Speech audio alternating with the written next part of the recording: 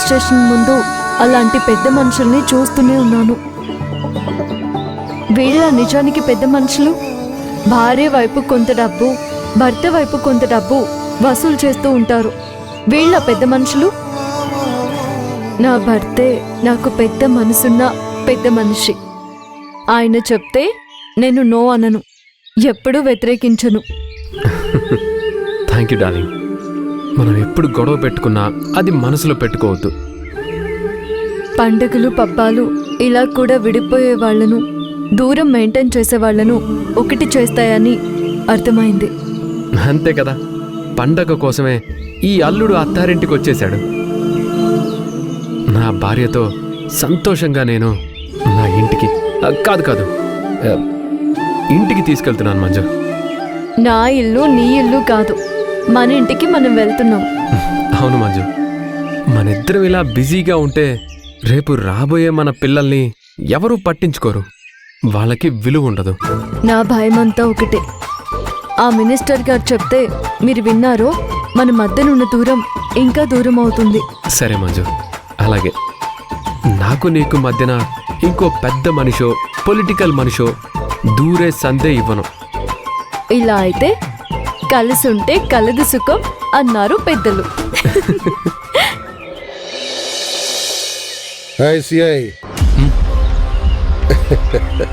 మొత్తానికి నువ్వు చాలా గట్టివాడివి.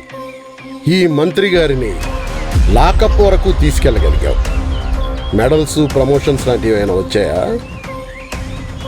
ఎవరికి ఎప్పుడు ఏం రావాలో అప్పుడే వస్తుంది, అది కర్మ సిద్ధాంతం. మీరేం కంగారు పడకండి. నేను కర్మ సిద్ధాంతాన్ని నమ్ముతాను, కానీ చెయ్యకూడని పనులు చేస్తే రాకూడని ప్రమాదాలు వస్తాయి. మీకు వచ్చింది కదా ఆల్రెడీ, లాకప్ వరకు వచ్చారు. నీలో సిన్సియారిటీతో పాటు సెన్స్ ఆఫ్ హ్యూమర్ కూడా ఉందయ్యా. అలాంటప్పుడు నాకు వచ్చింది నీకు కూడా రావాలిగా. ఏమైనా వచ్చాయా? Promotions, demotions, prize money? బెదిరింపులకు భయపడ్డానికి నేనేమి పిచ్చగాని అనుకున్నావా? నేను యూనిఫామ్ వేసుకోకముందే ఎవరైనా తప్పు చేస్తే ఉరికించి కొట్టేవాణ్ణి.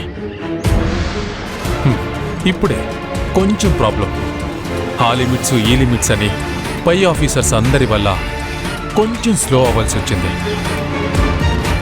అయినా తప్పదని నేను ఫిక్స్ అయ్యాననుకో, no limits, no rules, no orders, only action. నాకెందుకు అనిపిస్తోంది మీరైతే నా యాక్షన్ ఒకరోజు చూస్తారు అని.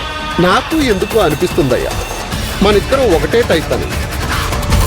నేను కూడా నా రాజకీయ జీవితానికి అడ్డం వచ్చిన వాళ్ళందరినీ ఉరికించి కొట్టుకుంటూ పైకొచ్చాను. కానీ ఇప్పుడే పదవని, ప్రెస్ అని, అధిష్టానం అని అన్నీ అడ్డొస్తున్నాయి.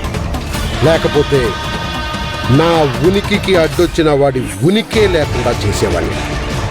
జాగ్రత్త సిఐ, అసలే రోజులు బాగలేవు, నేను కూడా అస్సలు బాగలేను. కలుద్దాం, ఇంకోసారి కలుద్దాం, కానీ లాకప్లో కాదు, మరో కొత్త ప్లేస్లో, అది కూడా నువ్వు ఊహించిన ప్లేస్లో. Will see.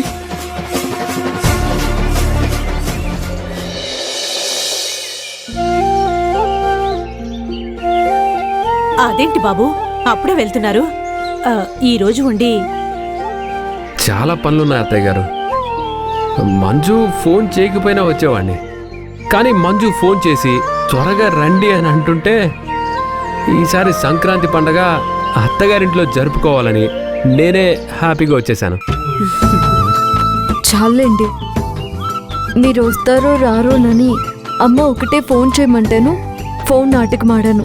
మీరు దాన్ని దెప్పి పొడుస్తున్నారు. పండక్కి అల్లుడు కూతురు వస్తే ఆ సంతోషమే వేరుగా ఉంటుంది. మీరిద్దరూ రావడంతో నా సంతోషం ఎక్కువై నాకు ఆయుష్ పెరిగినట్టయింది. సరేమ్మా, మేము వెళ్ళొస్తాము. మంచిదమ్మా. అదేంటి అత్తయ్య గారు,